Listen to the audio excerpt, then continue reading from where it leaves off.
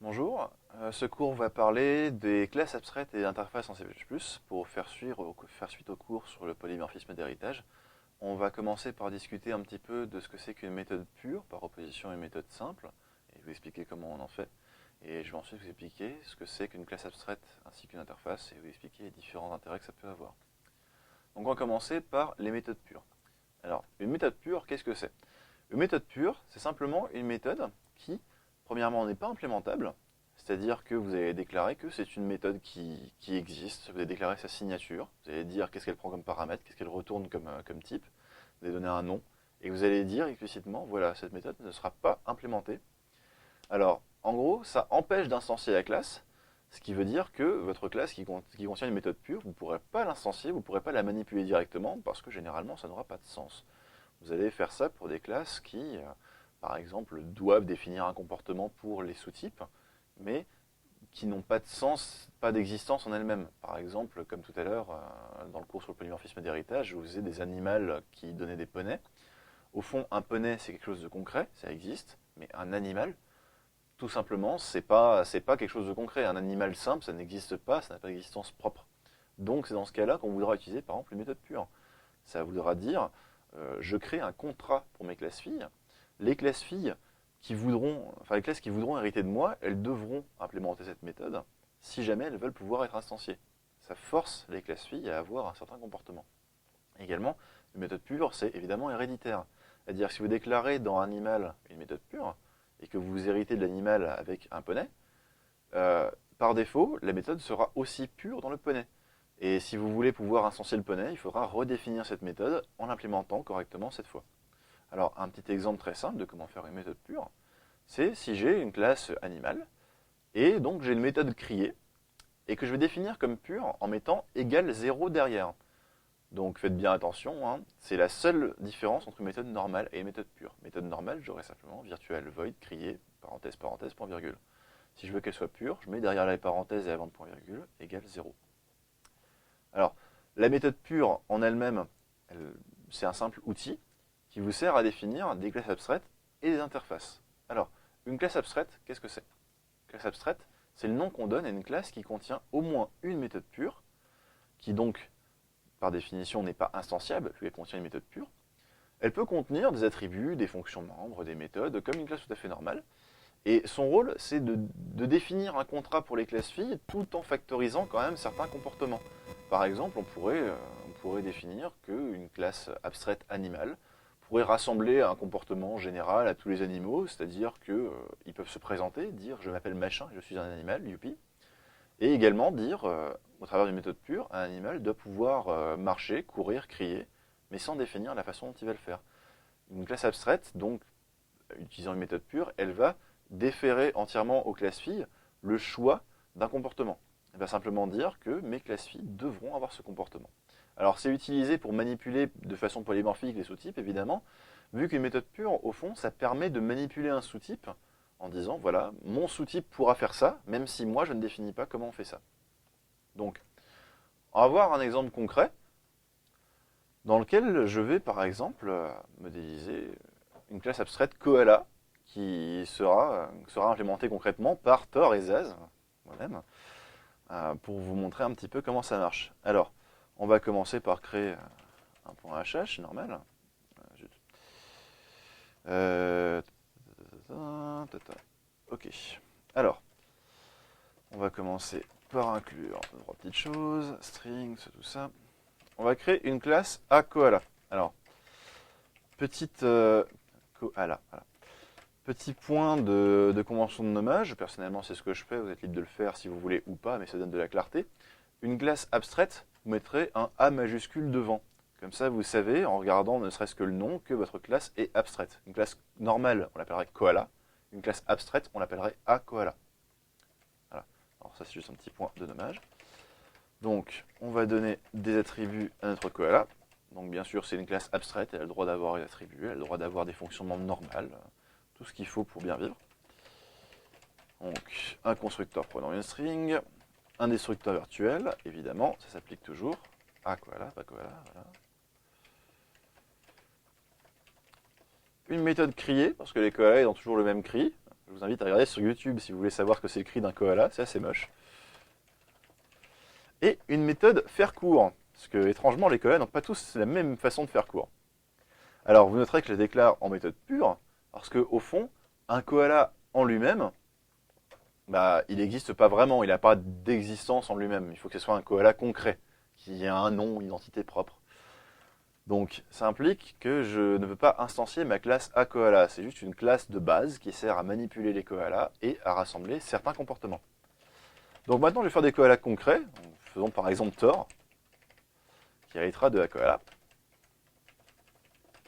qui aura un constructeur, et qui aura une redéfinition de la méthode faire court. Alors vous noterez bien ici que vu que je redéfinis la méthode faire court, ça veut dire que dans Thor, elle n'est plus pure, et donc que Thor pourra être instancié. Par contre, ça implique que la méthode faire court de Thor devra être implémentée dans le point CPP. Et on va faire une classe Zaz, hein, parce que bon, narcissisme oblige. Même modèle que Thor, on oublie le point virgule, tata. Hop, un constructeur et une méthode faire court. Voilà. Alors, ça, c'est pour mon point H. Maintenant, mon test.cpp. Alors, une petite seconde. Hop là. Voilà, alors, je vais inclure des petites choses. IOStream et string pour avoir un peu de feedback. Inclure mon test.hh. Ok, alors on va implémenter toutes ces classes-là. Hop, implémentons le aKoala. Ça, jusque-là, je pense que vous savez faire. Le destructeur. Voilà. Alors, maintenant on va faire sa fonction membre crier. Tous les koalas vont dire créog. Une traduction un peu hasardeuse du vrai cri du koala, mais admettons.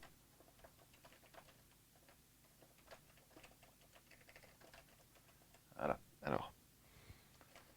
Ensuite, on va implémenter les classes concrètes Thor et Zaz. Alors, le constructeur de Thor va simplement construire un... Ah. Va simplement construire un aKoala avec comme nom Thor. Et pour Zaz, ce sera pareil. On va construire un aKoala qui s'appellera Zaz. Alors maintenant, on va implémenter les méthodes concrètes faire court pour Thor et Zaz. Alors rappelez-vous, hein, si je ne les implémente pas, je ne pourrai pas instancier mes classes. Donc, on va commencer par faire le cours de Thor.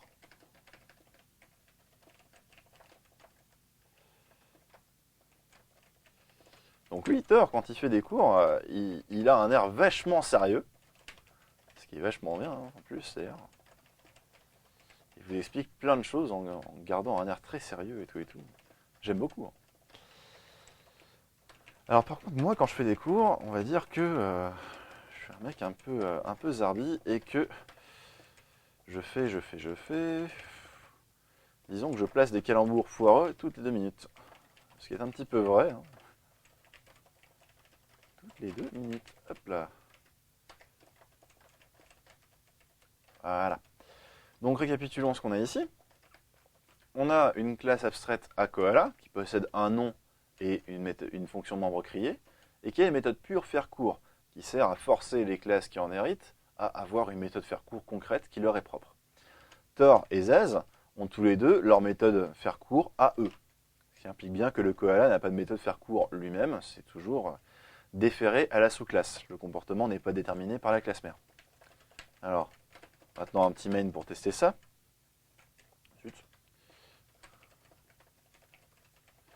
Avec un petit tableau de koala, comme on sait si bien les faire, avec un Zaz et un Thor. Et pour chacun de mes koalas,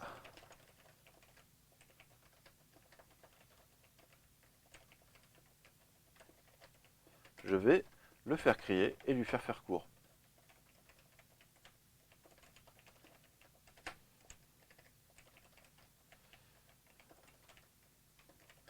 Voilà.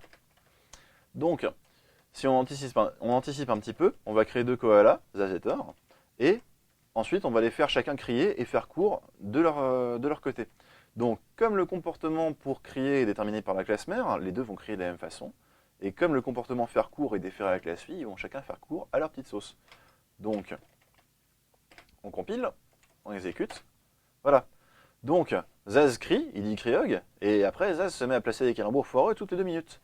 Ensuite, Thor dit Créog, après quoi, il prendra un air vachement sérieux. Voilà. Donc ça, c'est une classe abstraite. Maintenant, on va passer un petit peu à la suite du cours, qui est les interfaces. Donc l'interface, qu'est-ce que c'est? C'est un cas particulier d'une classe abstraite. C'est une classe qui contient uniquement des méthodes pures et éventuellement des définitions de type avec des typedef ou des enums. Pas d'attributs, pas de fonction membre implémentée, pas de constructeur, rien du tout. Cette classe-là, son seul rôle, c'est de définir un contrat pour les classes filles. Elle n'est pas instanciable et vous ne l'utiliserez uniquement que pour manipuler des sous-types. Donc c'est basiquement une sorte d'interface, étrangement, pour manipuler des sous-types de façon polymorphique. Donc l'exception à la règle pour le code des méthodes pures, c'est le destructeur virtuel. Vous devez toujours avoir un destructeur virtuel quand vous faites du polymorphisme par héritage, et vous devez toujours l'implémenter, même si c'est pour ne rien faire dedans.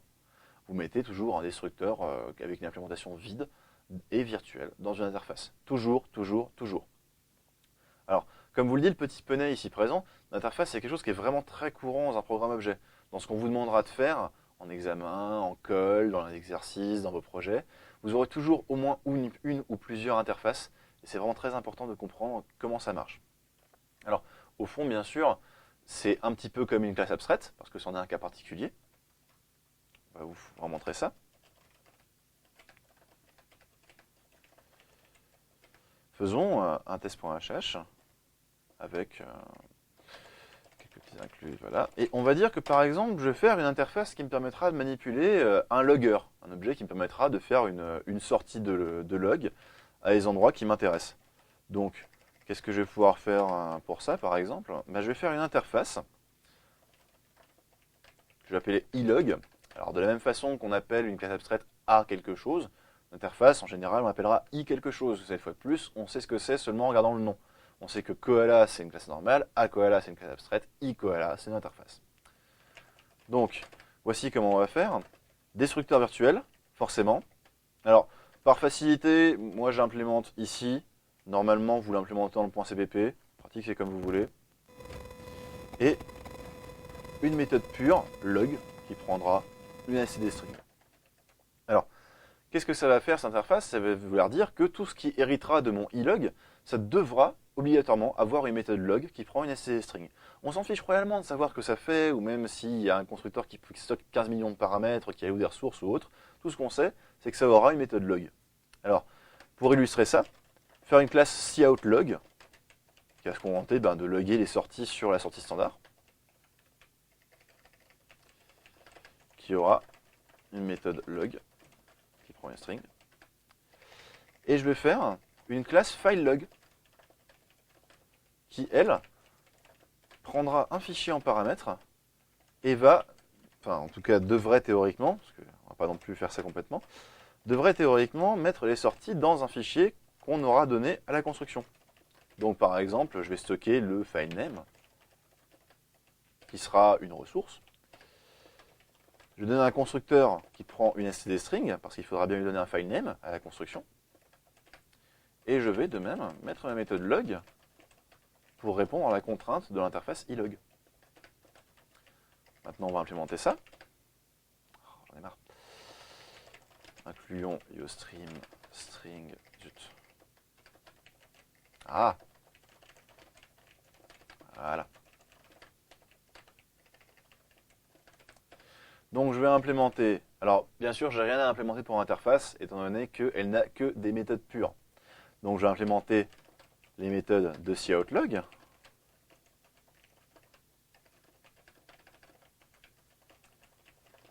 Donc je vais afficher simplement logging vers la cible, to stdout.